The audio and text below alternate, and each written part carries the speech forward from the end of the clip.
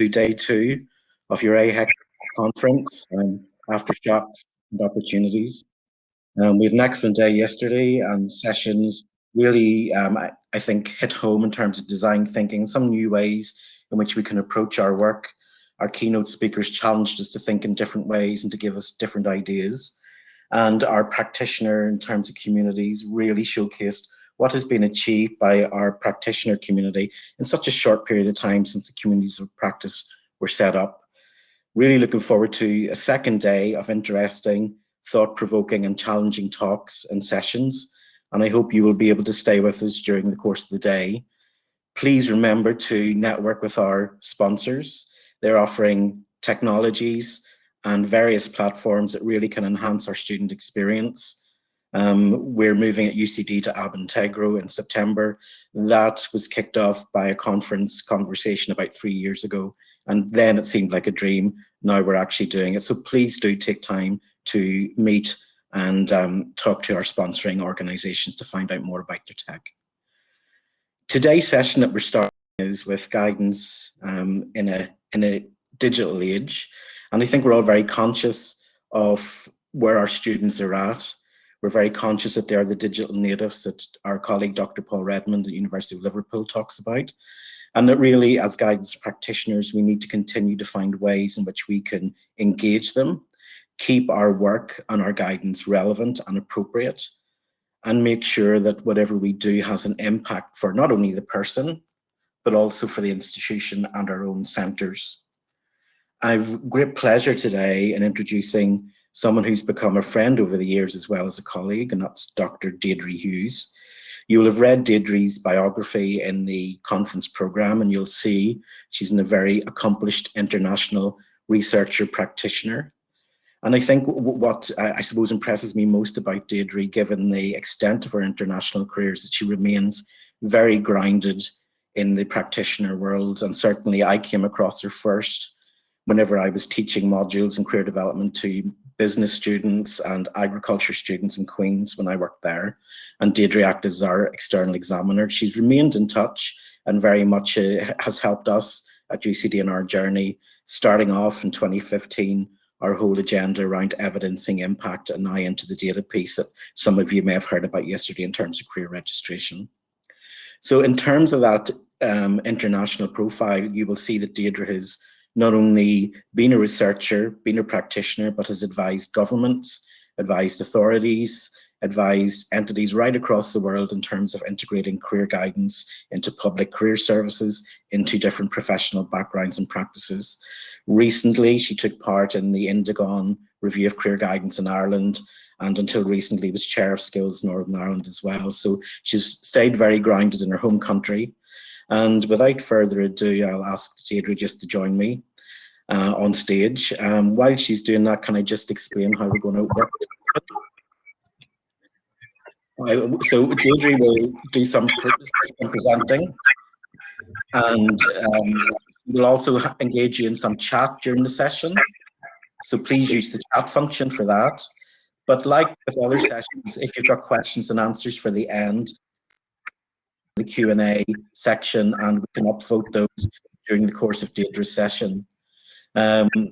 Without further ado, Deirdre, I'll hand over to you. We're going to do about 45 minutes of a talk, and then we'll go into the Q&A session. Okay, thanks, Deirdre. Well, thank you very much, David, and good morning to everyone. Greetings from Exeter here on a bright and sunny day, but I looked at the forecast and in Ireland it's not so good. So I'll move on very quickly, and just to say sunshine will be coming your way, I hope, over the weekend. Just to begin really by saying congratulations on yesterday's highly successful conference. Great to see Deirdre is then at sunny in Belfast as well. Let's not stay on sunshine for too long on that theme, but really just to say that I've been given about 45 minutes, and I think really good protocol says that we shouldn't probably have more than 30 minutes when we're doing a presentation, because just our brains sometimes just can't cope with too much information overload. So what I'm going to suggest that we do, with your permission, is that we'll have this as an interactive session. I'm going to share some PowerPoint slides, but then I'll pause intermittently so that we can do a little activity together. And then hopefully you'll have a chance to use that chat facility, or specific questions, do use the Q&A, and we'll pick up on the end. So I'm going to just share my slides now. And if you just bear with me, this is where we always hope that you can all see my slides. Okay. So what I'd like to do in the time that we've got is to try and apply some career guidance techniques. We're having a virtual conversation here.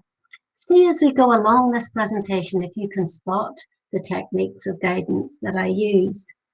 I want to first of all use the time to get to know each other in the very, very short time that we have together, to find out what you're most interested in, because this is a very big topic.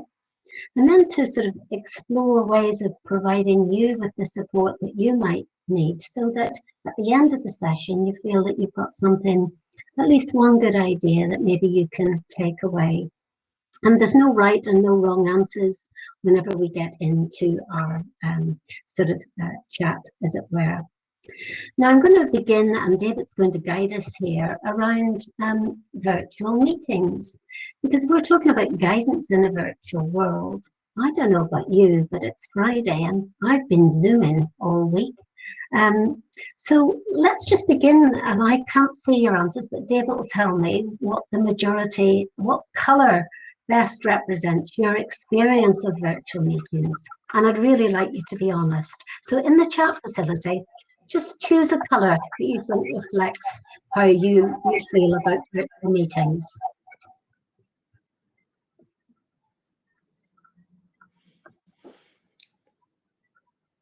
So we've got green, we've got a lot of blues coming through. Ah. Oh, there's a grey there and a yellow. Wow, they're moving really quickly. Uh-huh. Yellow, grey, blue at the minute are certainly in the lead. Yeah. Yeah. No reds? Not so far. Oh, that's great. A really positive audience. That's what we like. That's what Well, there's like. a rainbow. If we're allowed a rainbow, there's one rainbow here. Fantastic. Great. And I think it's a good way to connect sometimes with the students around how they feel about the meeting, you know, that maybe you're setting up. So let's move on now to the next slide. Thanks for that.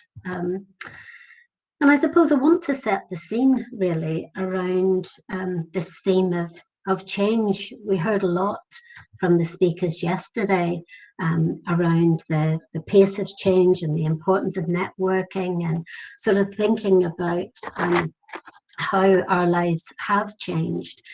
So really just to say that over the last year, millions of people lives have been disrupted or maybe traumatized as a result of COVID. And there are forecasted additional job losses and a sharp economic contraction worldwide. And that's sort of confirmed by an evidence base in the EU and indeed further afield. And interestingly, I'm just doing a project in Northern Ireland at the moment, looking at future foresights for 2036 to look at the tech sector as a workforce in Northern Ireland. And I think one of the big things coming out of that is that we know that those individuals, highly skilled, and some would say well qualified, will do very well in the coming years. And those perhaps in that middle ground, or perhaps below the API, as we call it, the application program interface, may well struggle. And we'll sort of come on to sort of thinking about, why is all of this relevant in this field of guidance in the virtual world? Because of life as we know it is almost a story of two halves. And I guess with your student population, and indeed your good self and your peers, there'll be that sense of, on the one hand, happiness, great, that some restrictions are being lifted, but also a lot of concern around mental health and well-being. And we know that really the lockdown measures have varied in terms of periods of confinement, really. And for students, Deirdre, sorry, do you mind me interrupting? I'm not seeing your slides move, so I'm not sure if our audience are seeing them. I'm still on the title slide, Guidance in Virtual World. Oh, I'm really pleased that you did interrupt me because my slides are moving this end. So let me go back and stop sharing. And then I will share again and let's see. Apologies. And David, interrupt me again if the slides don't share for whatever reason. Okay. So I think you need to not use the full screen. Can you see them now, David? Yes, do you want to see if that one moves forward or backwards? Yeah, I will do. Does it move? No, I think if you're using full screen, it probably won't move. If you move back to just... Okay. Well, shall we do what we have to do sometimes and not use the slide? Yeah, so you just click down the side, you just click down the side of the slide where they're all numbered in your sort of, so just click on those and sort of work down those rather than sharing full screen. Yeah. Can you see that? Is it moving now? Oh, look. Okay, try another one for me.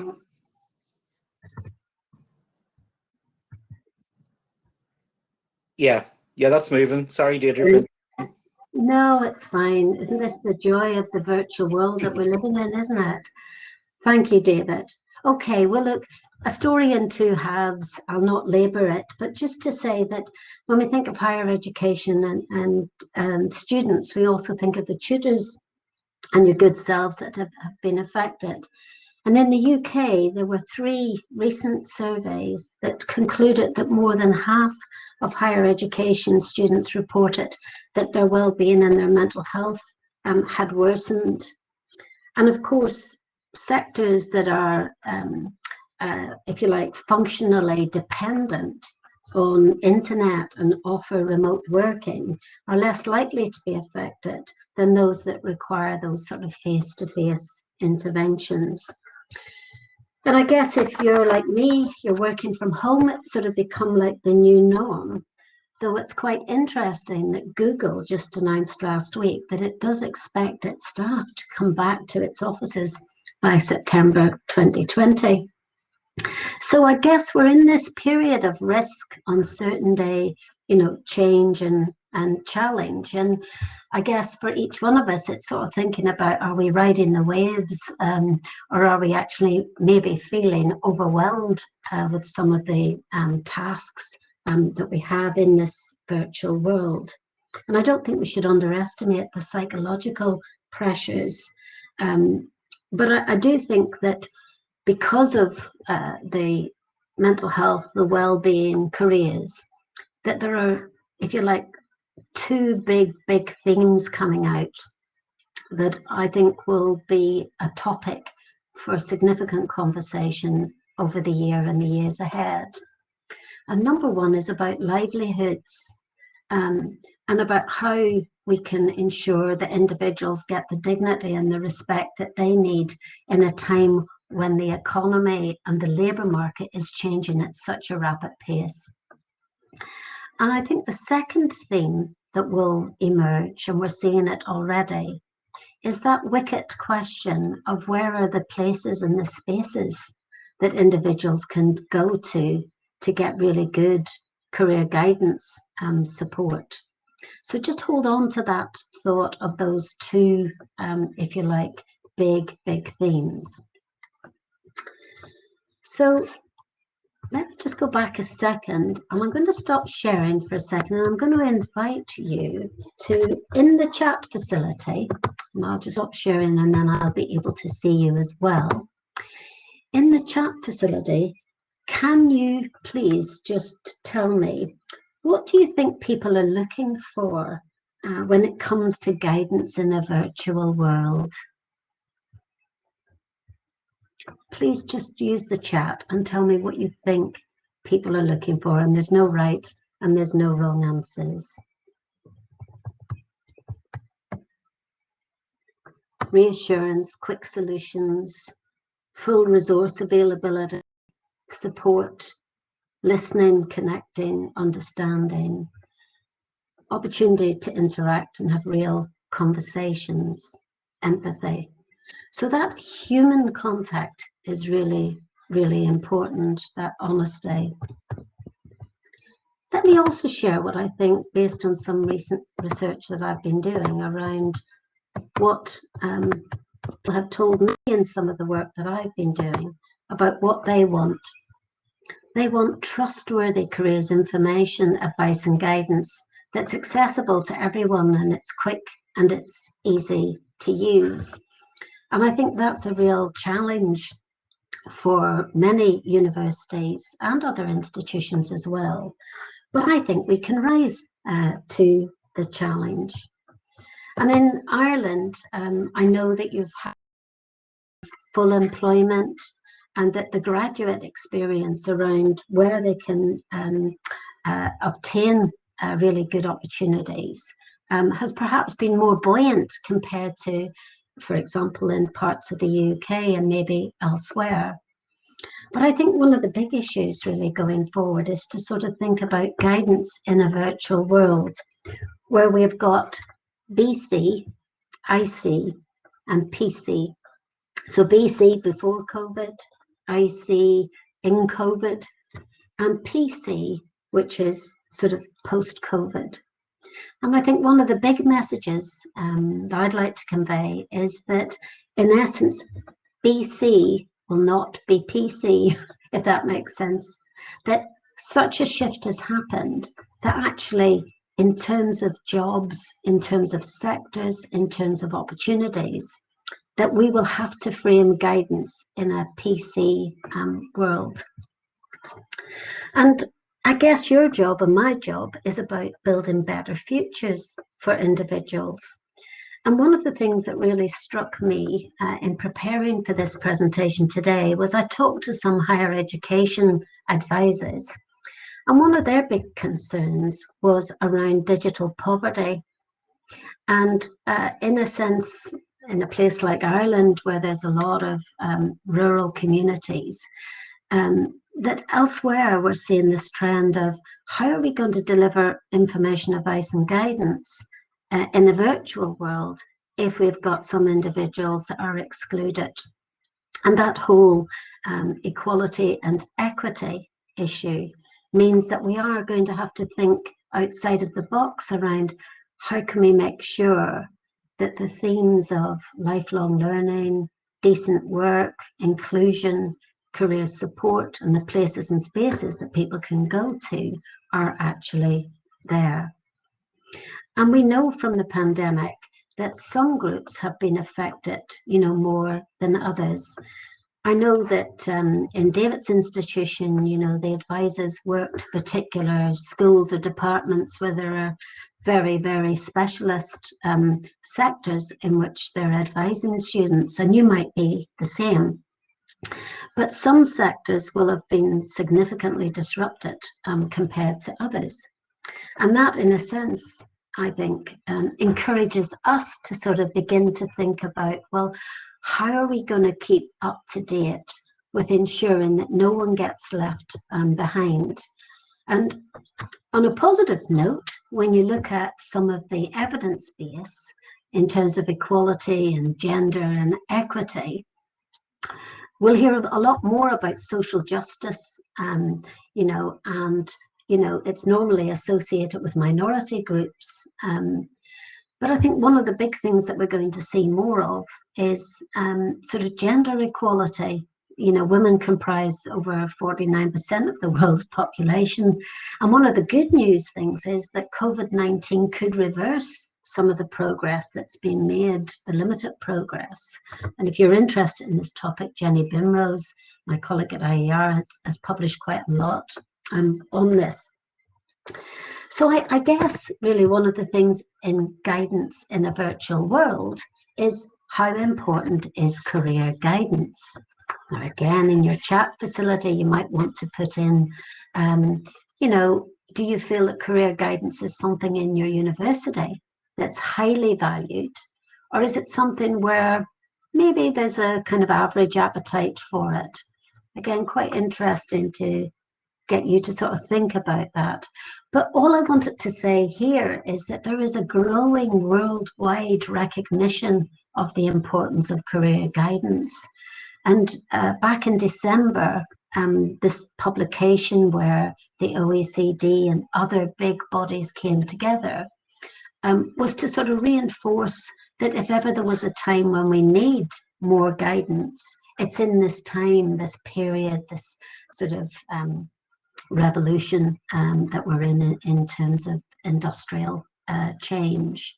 So look out for another publication that will come out soon from these big bodies. So let's just have a little think about the trends.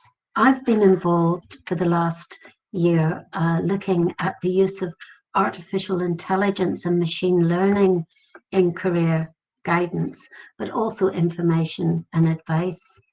And I want to sort of share that as part of this presentation. I want to sort of pick up on some of the learning and some of the themes that have come out of that. So you'll be familiar with these trends. You picked up on some of them yesterday. But I want to just leave you with the thought that when you think about artificial intelligence and machine learning, we are at a stage where the intelligence that's being gathered by a machine is where the creators, that's you and me, in essence, have contributed in some way, because what the artificial intelligence and the machine learning is trying to do is to replicate the conversations that an advisor would have. And I'll show you shortly how we have done that over the last year. But there's three big things that I believe that we probably will see over the next 12 months, a big emphasis on the move to skills, the places and spaces debate that I've mentioned, and most importantly, the humans in the loop. So what we know for sure when we look at the virtual world and we look at digital, we know that there are certain functions that can be done where you can just give information and advice. But when it comes to guidance and good quality guidance, then actually we have to have the humans in the loop.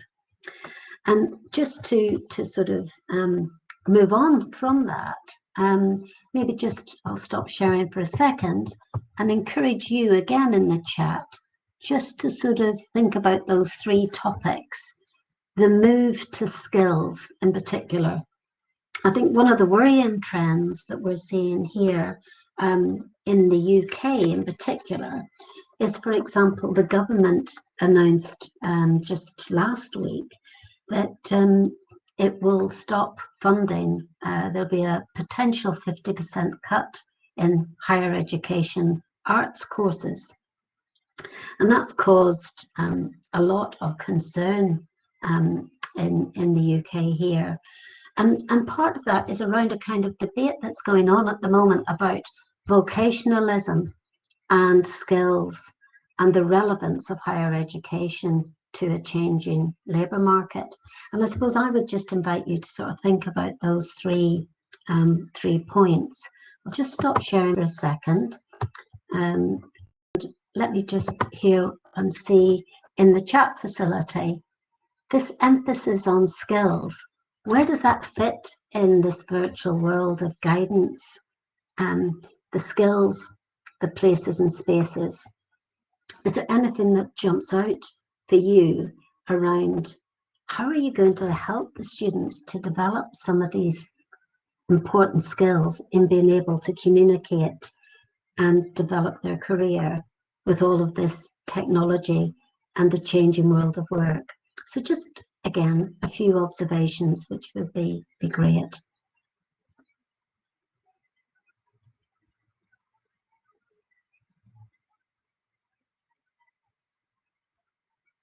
Online career development learning modules.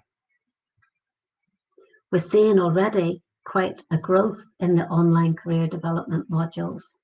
And open badging is something that we're seeing more and more of, where students can actually get bite-sized learning.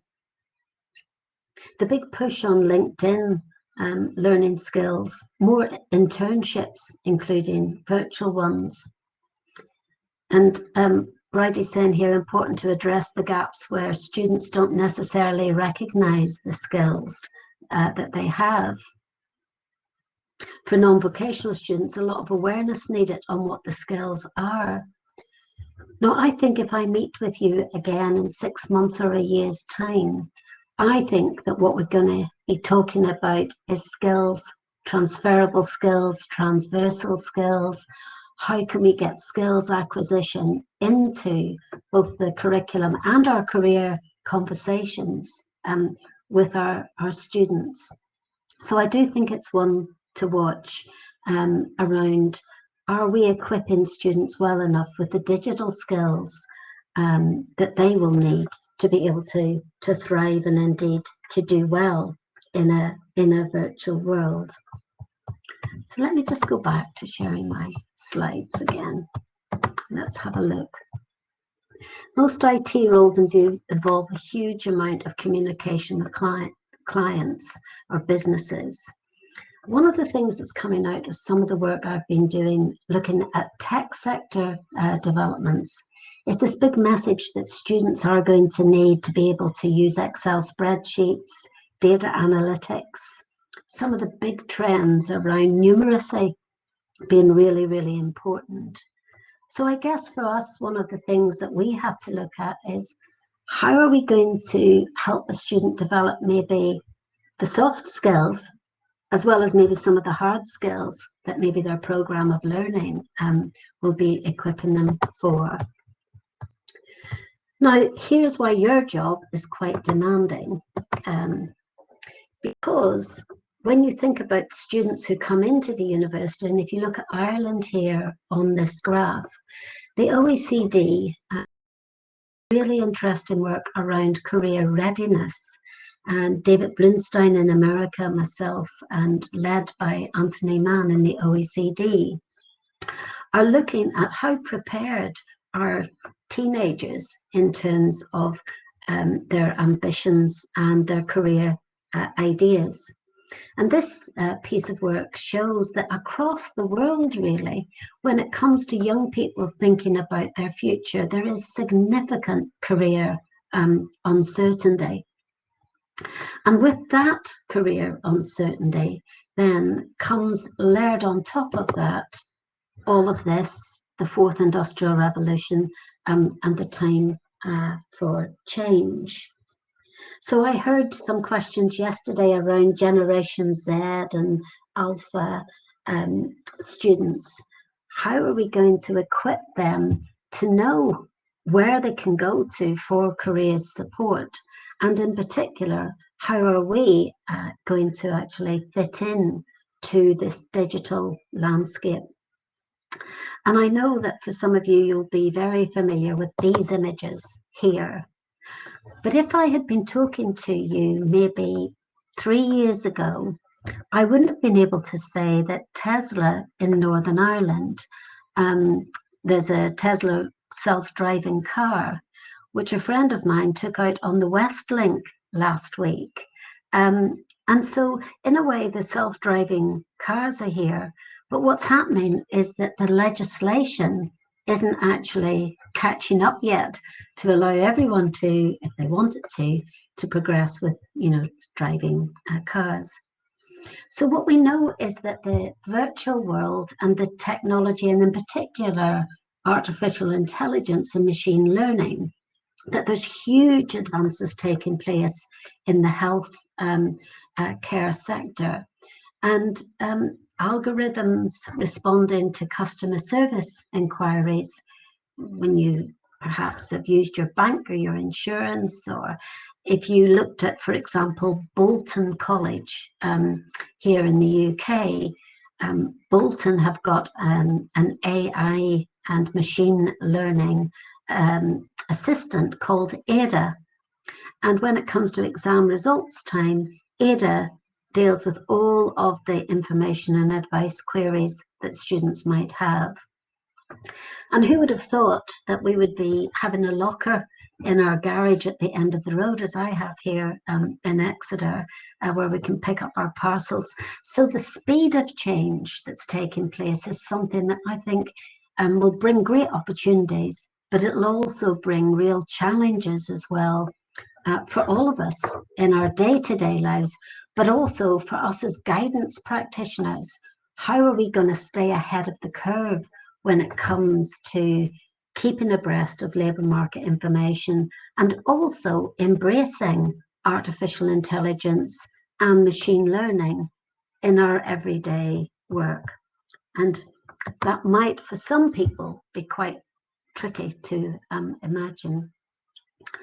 So here we've got the image of a young person who basically, this image speaks volumes to me, where, you know, for many people now, for those who have got the digital means, they're searching on their phones at the same time they're using their laptop, at the same time they're using their TV, maybe to look at BBC careers and to pick up on some of the resources and tips that are there.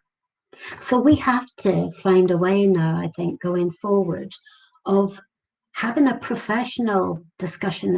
And the forum like today is brilliant, because what it's doing is forcing us out of our comfort zone to sort of think about what might the sort of future year or two look like when it comes to planning higher education career services that have to respond to this rapid change.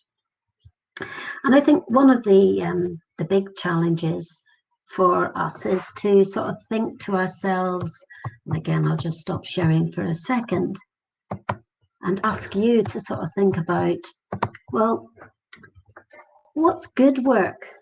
If a student pitches up to you on needs guidance and says, what's good work? You know, where are the opportunities? Then how are we going to respond to that given the pace of change? So again, I just invite you in the chat facility to just share a few ideas around, can we answer that question of what is good work? It's tricky and there isn't a right and wrong answer, but I'd just like to hear what your thoughts are on that.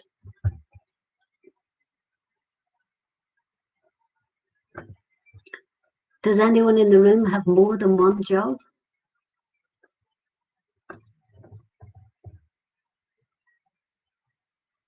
Work is a good expression of the person. Yeah, work is value driven. It's for the student to decide, and we can help them to find out about good work. And we need to develop higher order skills and adaptability, absolutely. So for example, someone said to me the other day, just briefly tell me about your job.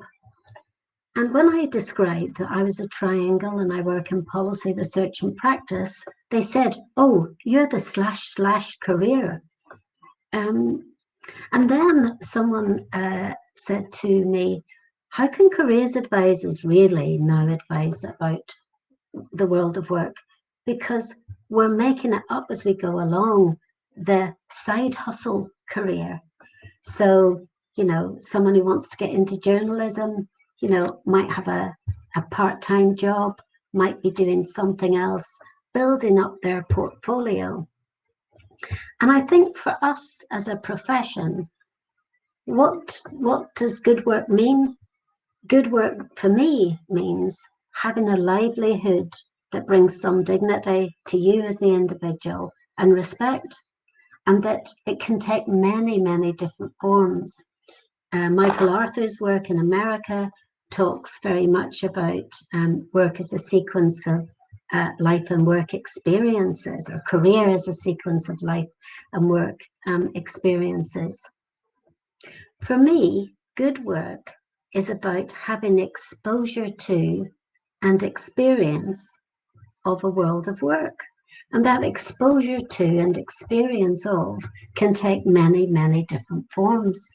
It then actually goes back to, if you have exposure to and experience of the world of work, there's a good chance you're going to have some skills that will come out of that. And so I think when we talk about guidance in a virtual world now, what we need to do is we need to sort of think about how we can use our skills to help individuals create a work portfolio that actually suits their interests, their values, and their needs. And I think that's exciting. I think when someone says a careers advisor isn't really going to be able to tell you very much because the world of work is changing so much, what do they know? It's your skills, it's your training, it's your knowledge in actually being able to have that conversation as you're having with me now that will help bring out in the individual what those values are. The big question is, do you have enough time to do that with all of your students? And I suspect not. So let's go back to the slides and let's have a little think about, well, if we haven't got enough time, that, for example, we need to harness human capital. And we know that career services, particularly in higher education, you might be perhaps having to counsel someone who had a part-time job while they were studying and it's gone now, maybe in the hospitality sector, and they might be worried about whether they can continue to study. But you might also be tutoring the student around virtual assessment platforms. How do they get their online profile, their online assessment? I was looking at Accenture in Ireland that was saying, well, we set virtual challenges to our applicants. We do virtual interviews. And of course, you're all involved in virtual fairs. So in a sense, we've got two big jobs to do, which is on the one hand, the application of our guidance and counselling skills, and to be able to apply those online as well as face-to-face outside of the digital world. But we've also got to have that eye on the labour market. And that's, I think, a really big challenge for us, but it's doable. And I'll explain one way in which I think it is doable. So moving very quickly on, David mentioned evidence. I wanted to just show you this because I think in our world of guidance and the virtual world, we are still going to have to gather evidence of the impact of our work. I'm probably going to have to do that in very, very creative and innovative ways. And as Andreas from the OECD says, that unless we can demonstrate a link between education and wealth creation, education will remain a footnote in the discussion of finance ministers. So I think we do need to kind of keep an eye on that one as well. So I use the analogy of the safety net, the work of career management skills, career counselling, coaching. David mentioned adaptability, resilience. We also will need to be thinking about kindness as well going forward, because particularly for those where we know there's increased inequalities of income, we must strive for more inclusive career support. So the sticky floors and sticky ceilings report that came out from the OECD, shows that very starkly those inequalities do exist. And your work is creating a safety net with places and spaces for people to get really good career support. I've already said this is my mantra. No one should feel alone in their search for meaningful learning and work. And your work makes such a real difference. So how are we going forward, going to bridge that challenge that's there around, on the one hand, your offices may be closed, and maybe purposefully that you want to nudge more students to self-serve and to get brief assisted support through your web page or through your service. But it is that balance of how you're going to deliver guidance online as well as offline. And, you know, I'm sure many of you will have had a lot more experience of that in the last year.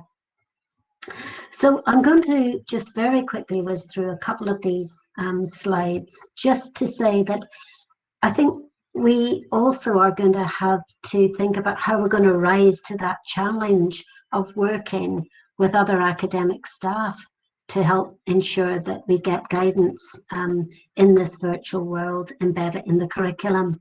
And apologies, the image isn't very good on this, but the Bridgestock et al. Integrating career development learning into the curriculum, I think, is quite a nice way of sort of thinking about guidance in a virtual world, that extracurricular, the co-curricular, the subject level, and the whole course. And you'll have your own model. But I think we have to think about standalone service, where we're going to integrate guidance into the curriculum, where we're going to enable, and I think most importantly, where we're going to collaborate. And of course, everything's going to keep moving at a pace. So I was just wanting this image to think that maybe in 6 months' time, we'll have a conference where you'll all be able to have little emojis. And as I'm speaking, you're going to share how you feel about the information that I'm imparting. I think that's a bit scary, really, but I think we're already seeing in gaming, we're seeing a lot. So Careers Wales, for example, have developed Career Craft, which is a gaming career exploration aimed mostly at children, certainly not at students in higher education. But I think gaming is something that we've really got to look at around how we can, again, impart information, advice, and guidance. And here's the big challenge around digital competence. You can see I've still got a bit of learning to do, because really I would have liked to just be showing my slides and then moving seamlessly. But what's your digital competence like? Again, you know, using social media, are you going to provide expert information? Are you going to use social media in a one-to-one dialogue? Are you going to use it to facilitate your group work? Or are you going to use it to get communities of individuals to come around these career issues, like a big wicked question of how are we going to, in a virtual world, make sure that our code of ethics as a profession is updated? And one example of that, I'm chairing the Matrix Quality Standard, and we're having to future-proof that around information, advice, and guidance in a digital world. How will the ethics of that align with professional standards? So I'm going to just very quickly end now with giving you a little taste of how I personally have been involved in developing a chatbot for careers that was designed as part of a national competition in England. She's called, or he's called, CC, whichever you want to give a gender to, gender neutral. But we've been designing this with the support of Nesta Innovation Funding. So let me just quickly show you. And I'm going to give you the link so you can go online and you can have a little play with it yourself outside of the conference later on. So my third and final question to you is, what's in your toolkit? What's in your toolkit now, and do you feel confident that you've got enough in that toolkit to help you deliver guidance in this virtual world? So CC has been looking at how we can use big data sets to provide information and advice and program into the bot to teach it to know the limits of its capability and to be able to refer to a human advisor when the individual needs help. So just ever so quickly, I want to just say this is not uncomplicated work. It's quite tricky work. And an example is Tay, who Microsoft introduced Tay, who was going to be a teenage girl that would use conversational language in order to be able to offer support to individuals. And guess what happened? Within 24 hours, Taya had to be removed because it was very much shared through Twitter. And Tay learned to be misogynist, to be homophobic, to be racist. And this was not what the developers were expecting. So I just want to encourage you to sort of think about AI as a force for good, as well as having a really healthy sort of eye on it can be used for a force that's not good. And here are some applications that when I started the AI development, I completed a course called the Feminist Chatbot, and it taught me all about maleficence, this importance of bias, making sure we can avoid that. So think about, here's just a few apps that are available. Wobot is there for mental health. You might use a little app yourself around giving you a little mental health perk. Your students certainly will be doing that. Do Not Pay, the world's first robot lawyer, is an interesting one because it has a facility to help you avoid college and learn more about college fee waivers, as well as fight your parking tickets. So it's a very clever robot that will actually save you money and time, so it says. Hey There, I'm Rue is a sexual health bot aimed at young people. And again, Walk with Yeti is a AI virtual experience where empathy, you can actually walk with Yeshe to actually get water and see what that feels like and sort of empathize. So in conclusion, really, I just want to say that try out CC, there's the link. You'll see part of it in a demo, a free demo, but it's personalized. It's been developed by careers advisors so that we can ensure that the careers advisors are ahead of the curve. These are the sorts of things it can do. It can show you little videos. It can actually give you ideas of where the nearest job vacancies are in your city, and it can actually help you with your skills. These are the sorts of things that are in it. But what I didn't want to do is come on and do a hard sell. This is work in progress and we're learning as we go along. So we're observing practitioners at the moment on that.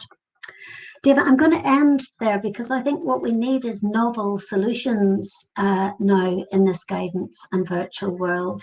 And so perhaps this image of this novel solution of how you can take your dog for a walk, who knows, it might catch on. But I'd just like to end by saying that Ireland's got so much to celebrate, particularly in the higher education community and the careers community. So I'd like to see more live careers chat in 2021. And you already, as part of this conference, have started that chat, and keep going and address some of those wicked questions that we've yet to find answers for. Find answers, particularly with all of your wisdom and support. Okay, thanks very much, Deirdre, for your keynote. It's just such a challenge. People are so deployed in terms of their time and their activity that actually reflecting and planning seems like a luxury rather than something to do as a matter of process. But I think the danger is we don't do anything and we become out of touch, or we become perceived to be out of touch. And just from your point of view, you know, in terms of robots, in terms of chatbots, I mean, I don't see those replacing the human component, but maybe a way, as you sort of said, of screening out some of the information or some of the information requests that perhaps don't need to be referred directly to a consultant. So, I mean, in terms of where you've been talking to people about that chatbot, is there a common understanding amongst leaders that this isn't going to replace staff? It's really a complementary tool to the experience? Yeah, we worked with careers advisors in 3 cities in England.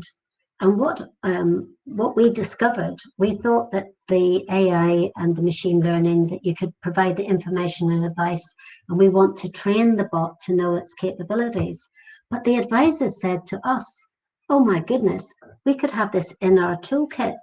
And actually, when the bot's a little bit further developed, it'll be able to produce an action plan, and with the permission of the individual, that could be sent in advance so that you know what the career exploration of the individual has been, obviously with their permission. So I think having careers advisors at the forefront of innovation is really important, because often people say that careers advisors, they don't know about the labour market. Oh, they're not really, digitally savvy. I wanted this initiative that careers advisors are designing it. It's owned by them and they're actually designing it. So I think actually, if not the bot that we're developing, the pace, there'll be others, that actually you'll find that these tools will be really valuable in your toolkit to enable you to do the really, really important work of, supporting individuals who need maybe a bit more complex career ideas, or maybe their readiness. A question, Deirdre, I'll just read it out. What are the implications for our own training and development, i.e. technical skills, but also how we support softer skill development? I don't know if you have a view on that.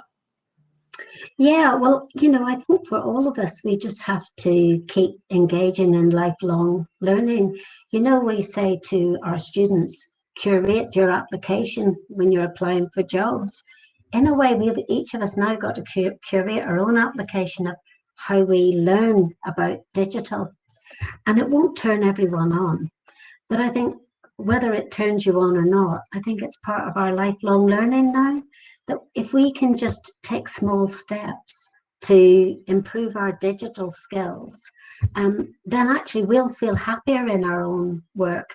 And I think we'll be able to do more, but not lose sight of the fact that there are many people out there who haven't got that digital world that you and I have.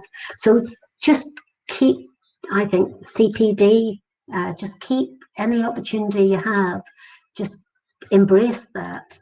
And David, you mentioned time. It's really important, I think, for the profession that you can create time and space to think. Dame Ruth Silver is someone I really, really admire here, who talks about leaderhood, that we need, like brotherhood and sisterhood, we now need leaderhood. And in the careers field, why not have leaderhood as a theme around how can you lead on some of these issues of refining your code of ethics, making sure that your different ways of delivering your services are being tried and tested. And, I just would love to see more of that going forward. And I think let's all develop our skills, my good self included.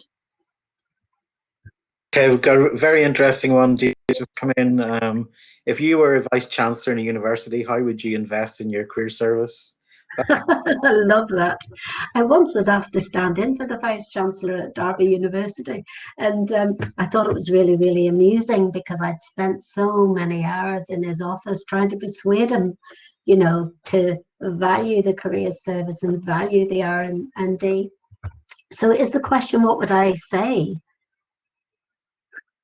How would you invest in your career service? How would I invest?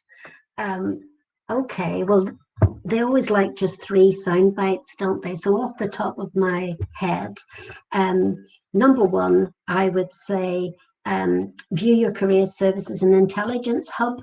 They sit on an awful lot of data. So that data can actually help the university in terms of its, achievements. I'll not say rankings. So 1, invest in intelligence, and you need to give them the resources to do that, and you'll get great rewards.